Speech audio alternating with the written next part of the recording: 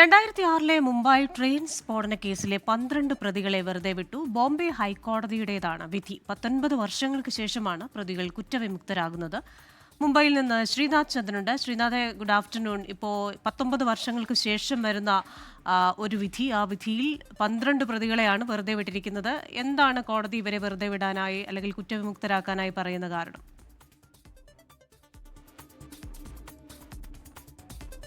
കൃഷിന 189 പേരുടെ മരണത്തിനിടയാക്കുകയും 800-ലേറെ പേർക്ക് പരിക്കേൽക്കുകയും ചെയ്ത വലിയ സ്ഫോടന പരമ്പരയാണ് 2006 മുംബൈയിൽ നടന്നത്. അന്നൊരു ജൂലൈ 11 തീയതി വൈകിട്ട് 6:30-യോടെയാണ് 5 മിനിറ്റ് സമയത്തിനിടെ 7 സ്ഫോടനങ്ങൾ ലോക്കൽ ട്രെയിനുകളുടെ, അതായത് സബർബൻ ട്രെയിനുകളുടെ ഫസ്റ്റ് ക്ലാസ് കമ്പാർട്ട്മെന്റുകളിൽ നടന്നത്. ഈ കേസുമായി ബന്ധപ്പെട്ട് അന്വേഷണത്തിലാണ് 13 പേരെ ആദ്യം പോലീസ് അറസ്റ്റ് ചെയ്ത് കുറ്റപത്രം സമർപ്പിക്കുന്നുണ്ട്. 2015 വിചാരണ കോടതി അതിൽ ഒരാളെ വെറുതെ വിട്ടു. ശേഷിച്ച പ്രതികൾക്ക് ശിക്ഷ വിധിക്കുകയും ചെയ്തു. അന്ന് 5 പ്രതികൾക്ക് വധശിക്ഷയും ശേഷിച്ചവർക്ക് 7 പേർക്ക് ജീവപര്യന്തം തടവുമായിരുന്നു ശിക്ഷ വിധിച്ചത്. ഇതിനെതിരെ പ്രതികൾ നൽകിയ അപ്പീൽ പരിഗണിച്ചാണ് ഇപ്പോൾ കോടതി അതിൽ മുഴുവൻ വാദവും കേട്ടതിന് ശേഷം ഇപ്പോൾ പ്രതികളെ കുറ്റവിമുക്തരാക്കുന്നത്.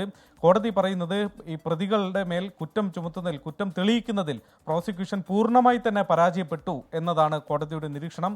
100-ലേറെ സാക്ഷികളുള്ള ഒരു കേസാണ്. പക്ഷേ ഈ സാക്ഷികളുടെയൊക്കെ മൊഴികളിൽ പല വൈരുദ്ധ്യങ്ങളുണ്ട്. അത് വിശ്വാസയോഗ്യമല്ല എന്നതാണ് പറയുന്നത്. ഏറെ വർഷങ്ങൾക്ക് ശേഷം പലരും ഈ പ്രതികളെ തിരിച്ചറിയുന്നു. ഇതൊന്നും തന്നെ ആ തരത്തിൽ സംശയത്തിന് അതീതമല്ല എന്നത് കോടതി പറയുന്നു. മാത്രമല്ല, ചില ആയുധങ്ങളൊക്കെ കണ്ടെടുത്തത് ഈ കേസുമായി നേരിട്ട് ബന്ധമുള്ളതല്ല എന്നും കോടതി നിരീക്ഷിച്ചിട്ടുണ്ട്. അങ്ങനെയാണ് എല്ലാ പ്രതികളെയും, ഈ കേസിൽ ശേഷിക്കുന്ന എല്ലാ പ്രതികളെയും വെറുതെ വിടാൻ വേണ്ടി കോടതി ഇപ്പോൾ തീരുമാനിച്ചിട്ടുള്ളത്. അതിലൊരു പ്രതി ഈ വിചാരണ കാലയളവിൽ തന്നെ മരിച്ചുപോയതാണ്. ശേഷിച്ച ആളുകൾക്ക് തന്നെ ഇപ്പോൾ കോടതിയിൽ ജയിലിൽ നിന്ന് പുറത്തിറങ്ങാൻ വേണ്ടി കഴിയുകയും ചെയ്യും. പക്ഷേ മഹാരാഷ്ട്ര സർക്കാർ അപ്പീൽ പോകും എന്നതാണ് നമ്മൾ മനസ്സിലാക്കുന്നത്.